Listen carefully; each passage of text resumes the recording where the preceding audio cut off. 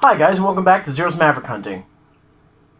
If you're just joining us, then this is part 2 of my Halloween reviews. If you'd like to see part 1, my review on Witches and Vampires, Secrets of Ashbury for the DS, I recommend go watching that first. But anyways, now we're going to talk about a game that I've been requested for a long time for the Xbox 360. Yeah, I'm finally talking about this thing.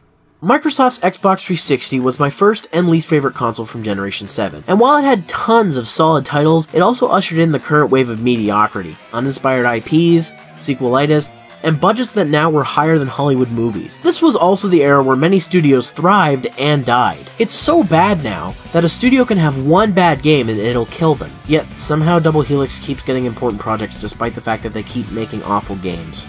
Let's try and not think about the negatives of the previous generation. Instead, let's think of the positives, such as indie games, retro revivals, or ports of Japanese and arcade games to home consoles.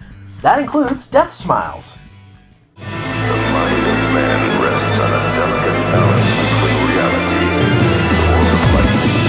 Deathsmiles is a bullet hell arcade shoot-'em-up developed for Japanese arcades in 2007, and with an updated version coming out just shy of a year later. The game was the second shooter by developer Cave that used a horizontal monitor system. The game was preceded by Pro Gear, published by Capcom, and then followed up by Akai Katana in 2010. Deathsmiles and Akai Katana were also ported to the Xbox 360, which included the arcade versions and enhanced console versions as well. Hell, Deathsmiles was even popular enough to warrant a sequel, Deathsmiles 2 for the arcade and Xbox Live Arcade. So how the hell did an incredibly Japanese shoot-'em-up intended for Japanese arcades ever make its way to the West on the Xbox 360? My theory is that in order to give the Xbox 360 more exclusive titles in Japan, they ported and improved the game for it, and since retro games and revivals were becoming all the rage in North America at this point, Cave probably saw an opportunity to release their game to a Western audience on what was then a popular platform. There's just one problem with this. Most people who own an Xbox 360 didn't buy games like Deathsmiles. I hate to stereotype, but when the guy who buys Halo, Call of Duty, and Madden every year is considered a hardcore gamer, I have to be stereotypical. Speaking of stereotypes, let's get into the story and characters for this game. The door to the demon world has opened up and now demons are invading the world of Gilveradio. 5 girls with attitude all ended up in this world to avoid a traumatic experience and have remained as Count Yar's angels. Kinda like Charlie's Angels if they were underage girls dressed in gothic Lolita attire. Which brings me to the characters, and boy, do we have a doozy here. First off is Windia, from England. She's a 13-year-old girl who got transferred to Gilveradio when she was kidnapped one day on her way to school. She controls the power of wind and uses her wind blade that she stole from Beat the Vandal Buster. She also has a familiar named Who, which is her owl butler. Yeah. Next up is Follette, from France, who is dressed up like a French maid. She arrived in Gilveradio at the age of 10 after being swept up in a flood. Now 14, she is a powerful fire user, but mostly keeps to herself and reads books. Oh, and her familiar is Bobo, a baby dragon. And because the big-breasted maid character is from France, I have to bring back a joke that's already been beaten to the ground. Rosa is the oldest of the angels at age 17. She arrived at Gilveradio 9 years ago. Barely alive, was saved by Count Dior's magic. Her ability is the power of spirit, and she uses a whip as her weapon. Her familiar is Titi, a flower fairy. By the way, she's also known for cracking bad jokes and being incredibly uncomfortable. And if it wasn't bad enough, look what she's wearing. She looks like she's from a Wild West burlesque house. Which would totally make sense because she's the token American character. Thanks, Japan. And now we've reached a point I've been dreading. Casper. No, not that Casper. This Casper. You see this face? This is a face that is wrong. And I don't mean in an artistic sense, I mean in a creepy sexual sense. The worst part is, this art of her with this creepy ass face is everywhere. Hell, let's take a look at the North American box art for the game. Are you seeing this? Okay, you know what? Try to guess how old this girl is. I'll give you a hint. She's the youngest of the angels. Guess.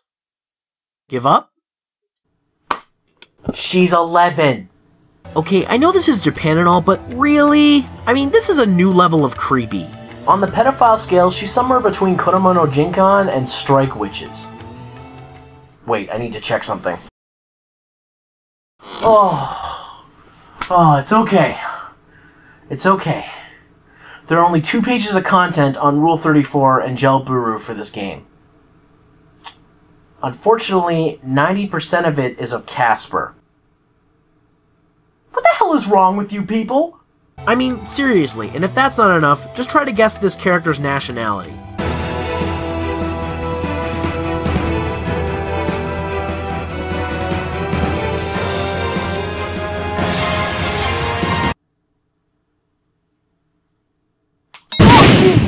Other than being the most powerful of the angels, Casper, the overly friendly ghost, has deadly scissors, which she uses to wield the power of death. Oh, and her familiar Kiki looks like the creepy cousin of Demi Devimon.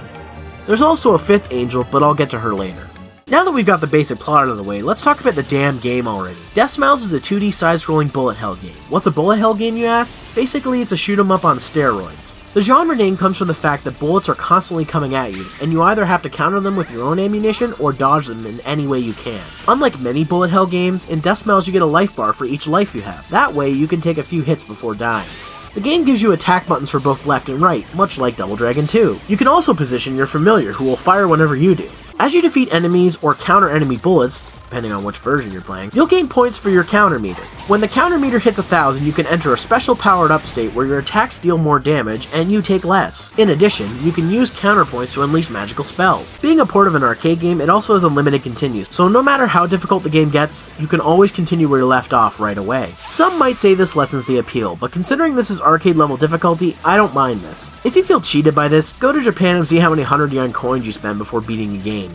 The game offers both local and online multiplayer for up to 2 players. While this game is fun on its own, it's even more fun with a friend. My only problem is I wish at least it had a 3-player option, much like Immediate Excellence, another Xbox 360 exclusive shoot-'em-up. A minor gripe, probably because I've been spoiled by other shooters with more multiplayer action. By the way, go download Aegis Wing. It's a free 4-player shoot-'em-up for the 360, and it's hella fun. Deathsmiles is split up into several versions. First off is Arcade Mode, which is a port of the original arcade game. Version 1.1 is an updated version made exclusively for the Xbox 360, adding more control options, updates, and bug fixes. Xbox 360 mode is basically the same as version 1.1, but with enhanced graphics and processing, taking advantage of the Xbox 360's hardware. The game also includes the Mega Black Label expansion, which is my favorite version to play. This also includes Arcade, version 1.1, and Xbox 360 modes. The game adds the option to play an extra level, play on 999 difficulty setting on certain levels, and the ability to play as Sakura. Sakura is the Witch of the Swamp. Like the others, she was transported to Gilverado. However, her parents were brought in with her. After defeating her in the swamp, Sakura reveals that her father is behind the demon showing up and later asks if you will help stop him. Sakura's father is actually a powerful wizard known as Jitterbug. His goal is to return to the real world. However, in order to do that, he must open the dimensional gate at exactly midnight on Halloween. Defeating him and the final boss gives you the option for multiple endings. It's only 2 per character, but they're worth playing the game over again to see.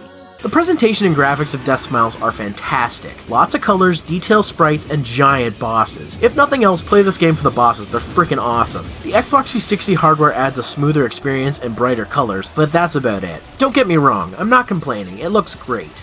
The art style of the game has a very Japanese feel and works great here. While I don't really agree with the underage girls wearing revealing clothing, it's a trope of Japanese Gothic Lolita fashion. Most of the Western and European designs are heavily inspired by real landmarks, like Big Ben for example. The game also features a bunch of stills which are really well done. All in all, the game is a visual treat. The music is fantastic. It matches the gothic and demonic tones of the game, being mostly orchestral tracks with some techno and rock added in. The sound effects are effective, with tons of effects like reverbs and echoes of the like. The game also has voice acting, which is actually quite good, even though there isn't much of it. It's also all Japanese, which is fine. An option for English voice acting would have been nice, but it's not necessary here. Deathsmiles is a fantastic game that I recommend to hardcore retro gamers, collectors, and fans of bullet hell and shoot-'em-up titles. The game goes as cheap as $10 for the regular retail version, but if you're an idiot like me, you'll buy both the regular and special editions. The special edition comes with little extras like the soundtrack and a decal for your Xbox 360. Well, the older model at least. I actually have mine on my 360. I can't wait to have to explain why 13-year-old girls are on my Xbox. This special edition is unfortunately getting harder to find. I was lucky and got mine at EB Games for $20. The game is fun, but I wouldn't pay more than $40 for a copy. Regardless of how it's become a cult classic, getting a copy of this game is just an eBay visit away. And that about does it for my Halloween reviews for 2013. I hope you guys enjoyed and look forward to next year. Anyways, I'm Zero for Zero's Maverick Hunting, and I'll see you next time. Oh no, a dimensional rift! What horrors lie beyond this door? Ah! Kill it with chainsaw!